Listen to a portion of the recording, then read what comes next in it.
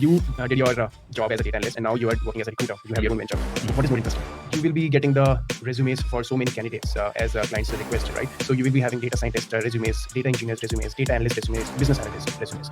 So if we talk about data science resumes, what are the critical aspects that client look at if we talk about from resume point of view? So what are the important, if someone wants 200K? 200K, yeah, right, go to the US. Is it impossible? Yeah. If you want it, are you saying is it impossible or how would you do it? Yeah, is it impossible? And if it is possible, how we can do that? It is possible, yes. How you would do it if you're...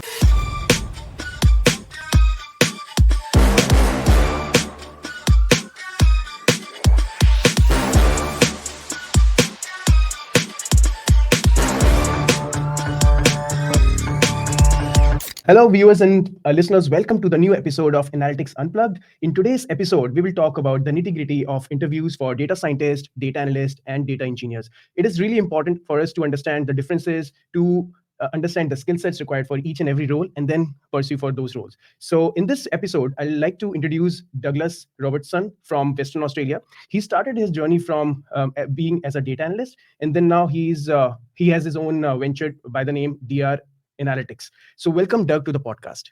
Thank you, AJ. Appreciate being here. Amazing. So Doug, just tell us about your journey, how you started from being a data analyst and now owning your own venture. Yeah, so the journey starts actually in the recruitment industry. So fresh graduate with a entrepreneurship degree. I was in the job market post-COVID and didn't really know what I wanted to do. Landed in recruitment. What that meant was high volume, blue collar recruitment, lots of calls, lots of processes as well. Yeah. And then took the upskill path, did a boot camp in data analytics, landed at a bank in the data and analytics team of 20 with data engineers, data scientists. After a little while of that, felt myself drawn back to the recruitment world and thought, what a great opportunity to combine the both. So DR Analytics Recruitment is a recruitment agency that specializes in finding data analysts. Amazing. When I read about DR Analytics Recruitment, I always read like Dr. Analytics Recruitment. So is it like, I know these are the initials of your name, yes. But what's your say on it? I think many people must be talking about it because when we talk about data, we always talk like, hey, there is a doctor, you give the data to doctor, he will do the prescription of it and provide the analytics. So it makes sense in that aspect. So what's your say on it? Look, I mean, it's meant to be the DR for my initials, and I'm very well aware that's often pronounced as doctor.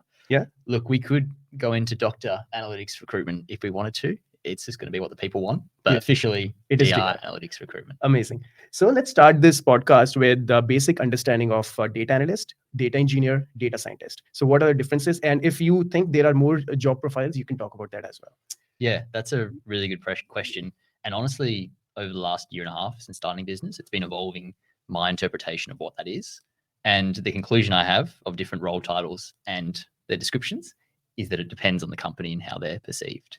So you ask someone from Rio Tinto and they may have a different opinion to someone from UWA on what a data scientist is. But I still have to interact with the industry, and so do people job searching.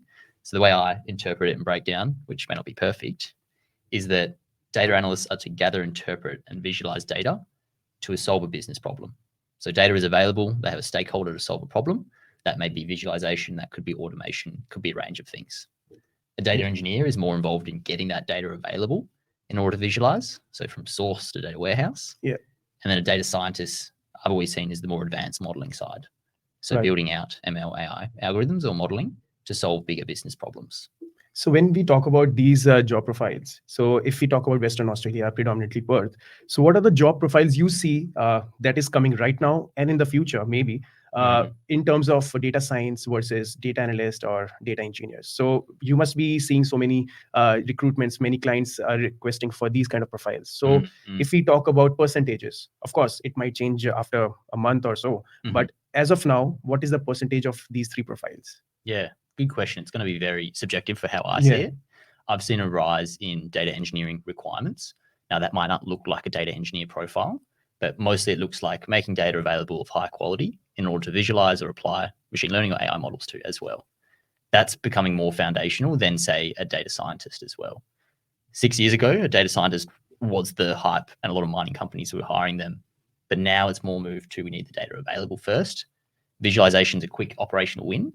data science maybe later, or we'll use enterprise tools like Right. Azure MLOps, for example. So when you said the focus of the companies is on data, to get the data first. So what are the basic tools students or mid-year professionals can learn, or maybe languages that can help them work on data injection or data integration or something?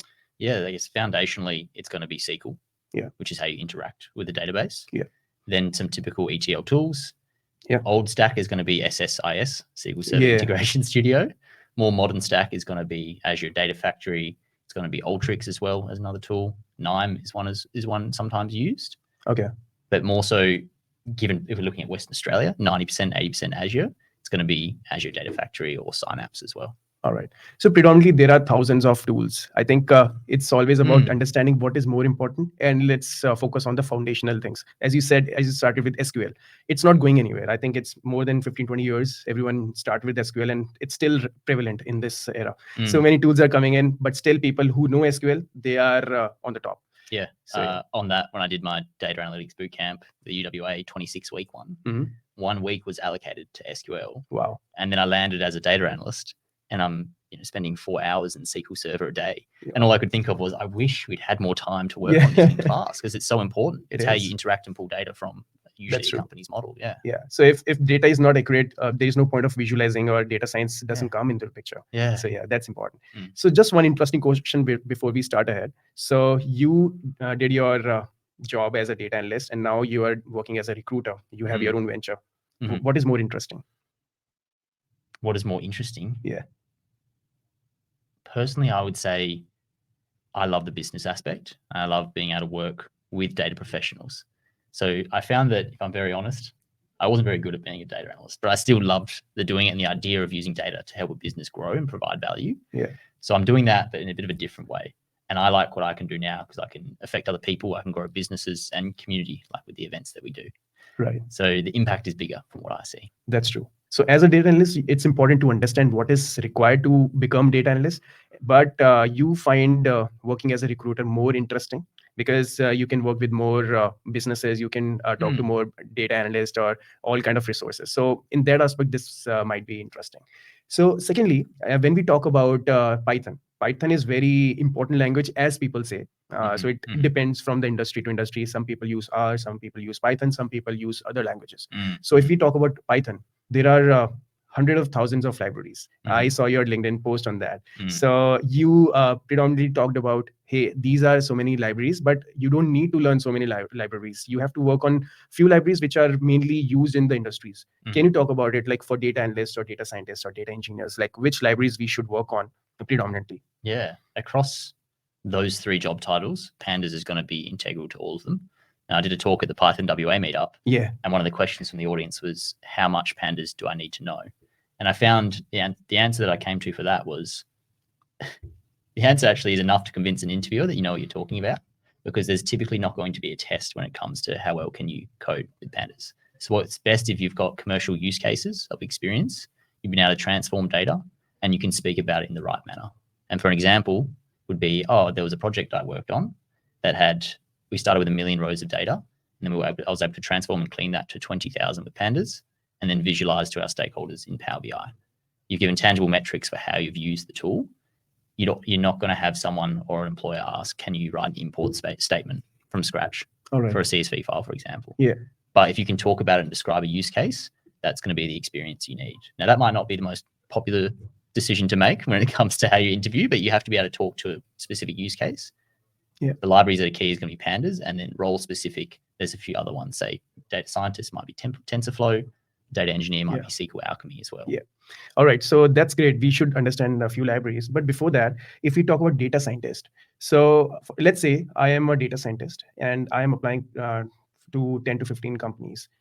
So you will be getting the resumes for so many candidates as clients request, right? So you will be having data scientist resumes, data engineers resumes, data analyst resumes, business analyst resumes. So if we talk about data science resumes, what are the critical aspects that client look at? If we talk about from resume point of view, so what are the important things? Do you want projects? Do you want more of the lengths of the statements, or what exactly is expected from the data science resumes? I'd say a caveat. The consulting answer is it depends, but it depends on the role and your level as well. I've been speaking to some graduates recently, and when they were structuring their CVs, I said, put your projects before your experience, because if your experience is working at Hungry Jack's, and I'm not knocking that, that's fine, your more relevant is to say you worked on these 3 projects. And if those projects relate to the job that you're applying for, that's amazing. Perfect. So projects first if you're new. If you're more senior and you have the experience, then it will be listing, one, what you've done, the tools you've used, the data you've moved, but most importantly, the business, tying it back to the business outcome as well. Right. So business had this problem and we solved it with this, and these are the challenges along the way. Right. So do you think presence of that person online, for example, GitHub? So many people say that if you're working on personal projects or any project, just add it on GitHub. That will help the recruiter to understand exactly what you have done already, because in interview, that's just 45 minutes or 1 hour interview. He won't be able to judge you in that aspect. So just tell them, hey, I've already worked on these many projects. You can check my GitHub. So will that really impact your selection, or that's not very important? I think it's important as another brick in the wall that you're building that is your profile. Yeah. So that can be used at multiple stages. It can be used at the stage when you first send a job application process. So when you first send your CV, if you go, hey, look at this GitHub, look at my GitHub profile, I've been updating it monthly with new projects.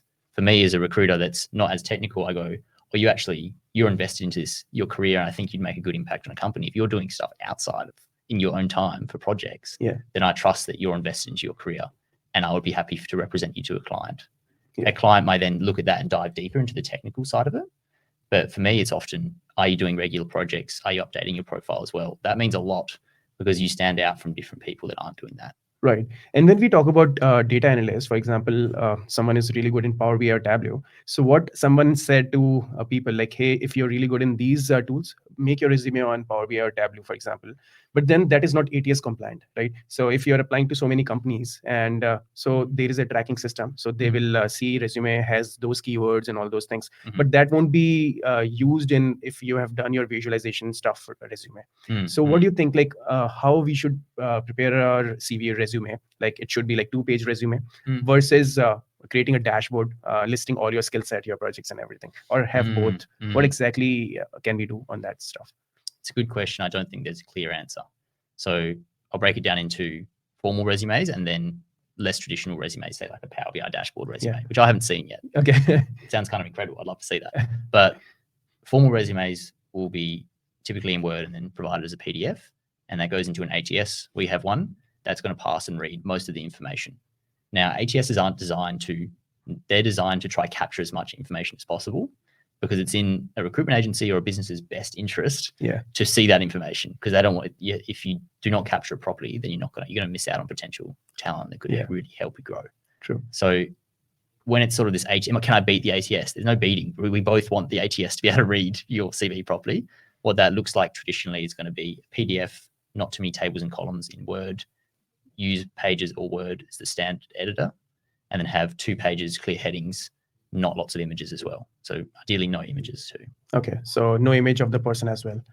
In Australia, an image of a headshot is considered not unprofessional, but because of our discrimination laws, it's not a typical standard. Okay. Also, there are a few people I've seen the resume. There are 2 columns in a table, in a page. So one column shows all the skill set in the bullets, and one column shows the descriptions and everything. So do you think we should have bullets? For example, I'm good in Power BI 5 out of 10. So I'll just show the progress bar up to 5, and then there is skill. I'm really good in Python, for example, 8 out of 10. So I'm showing the progress bar till 8 out of 10. So recruiter is able to see that I'm really good in this skill, but I'm not so good, but I know something about that skill. So, but that is not ATS compliant, I guess. So what do you think we should include that?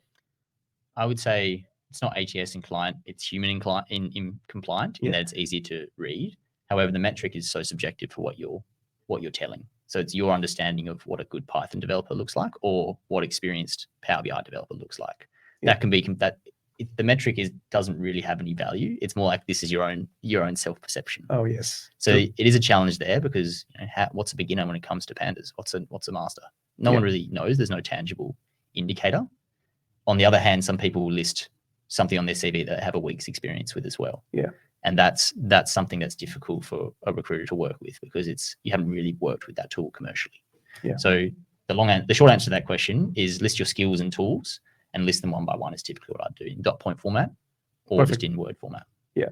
Also, that we are talking about resumes, do you think cover letters are important for us, for scientists, data engineers, data analysts? I've seen in Australia, predominantly Australia, US, mostly people look for cover letters, maybe for marketing profiles or other profiles. How about data science or technical jobs? Do you see cover letters and company look for cover letters? Yeah, I think one way you can really stand out is which takes more time. This is why you stand out, is if you actually write a proper cover letter. Yeah. Because I've read cover letters for roles that I can see is a generated template. Wonderful. You tick the box. I've also read a cover letter where they highlight specific things in the job description, and I can tell that it's not something they've written specific for this role. That level of effort is a differentiator, and it spikes my interest to go, okay, this person's invested and is not just bulk applying for 100 roles. Yeah. I'll have a conversation and see if this is going to be an interesting chat. We could go somewhere with that. That level of effort requires more from the applicant, but is also rewarded at times from the recruiter or the hiring manager. So ultimately, that might help. So it's always good to customize it and share it with the customers. It comes back to that. So if we have the brick wall analogy, it's another brick in the wall. Amazing. So then you link your portfolio as well that has monthly updates. Yeah. And I start to think wow. And you're going to the meetups that I see you at, for example. You're contributing to the industry in the community personally, and you're eager for this role and you put effort into it. At your skill level, you could have medium skills. You couldn't be the best in your field, but I'm interested in talking to you because of your personal attributes as well. Right. Now let's talk about the salaries. That's very important. Anyone who is working for salary predominantly. I'm not saying he's not interested in data science or data analyst or data engineering, but salaries play a huge role in deciding what to do, what not to do. So if we talk about data analyst jobs, data engineers, data scientists, these three job profiles, what a fresher can expect in Australia, and then if he or she is experienced, so what he or she can expect. Again, it depends. Yeah. But I guess straight out of university, graduate roles you can expect from 60,000, 70,000, 75,000. Now, I put a caveat on that because I see that as you're in a learning, not an earning phase of your life. So you're now, instead of going to university and paying, you're now, our screen just went dark. Yeah. Now we're back. Yeah. So you're in a learning, not an earning phase. So instead of going to university and paying to learn, you get paid to learn. So you're getting paid less, but you're still learning as well. Within 1 to 2 years, that 60,000 can go rapidly to 100,000 if you've got the right skill set for a new role. So I've seen people with 2 years experience start to look at 95,000, 100,000 for salary ranges, even going up to 110, 120. All right. There was a graduate from the data analytics program at one of the big 4 banks that I spoke to recently, who'd been offered 110 for his next role after 2 years in the graduate program. Super amazing. So if someone wants 200K. 200K, yeah, right, go to the US. Is it impossible? Yeah. If you wanted, are you saying is it impossible, or how would you do it? Yeah, is it impossible? And if it is possible, how we can do that? It is possible, yes. How you would do it if you're in Perth, Western Australia.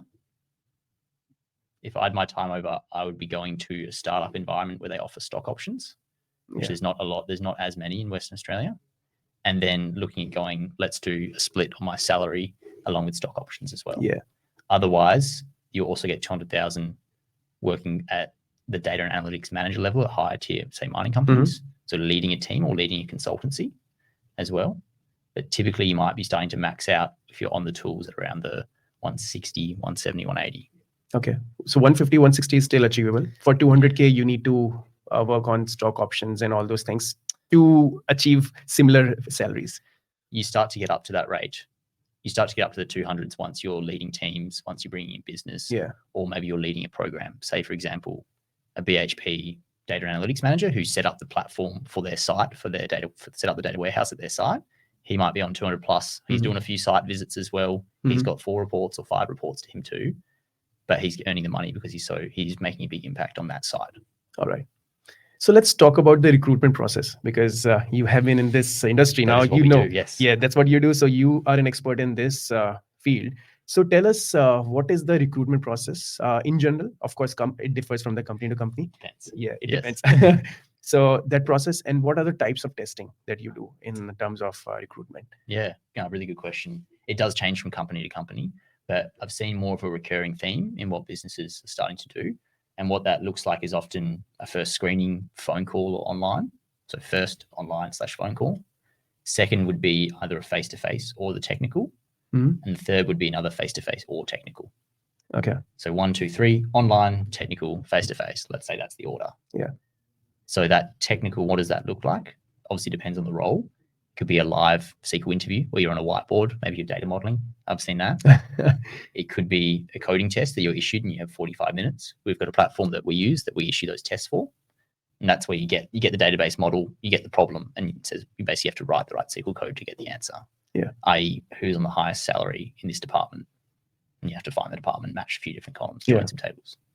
Or you have a take-home assessment as well, which I've seen becoming more and more common, which would be, here's a data set, here's a problem, build a dashboard and present it to me in a week's time. All right. That's been a really good one. Final one, which I've seen recently, would be a live mock. So a discovery call with a stakeholder that has a problem, and you're asking the questions to map what's needed. Yeah. So generally what I've seen is with Visagio. So it's a company, right? So in Visagio, their recruitment process is, so first is online test. So that is more on aptitude. So quantitative skill set and all those sort of things. Then this next round is once they shortlist your resumes after that, and then they go for group discussions. So they will give you case study in person, and then you have to solve that kind of case study in quantitative manner. And once you're done with that, they will shortlist, and then they will go for in-person interview. Once you're through with that, there is another in-person interview of technical round, and finally HR round. So it's massive, you know. So there are a few companies like Microsoft. They have this kind of recruitment process. Visagio is there.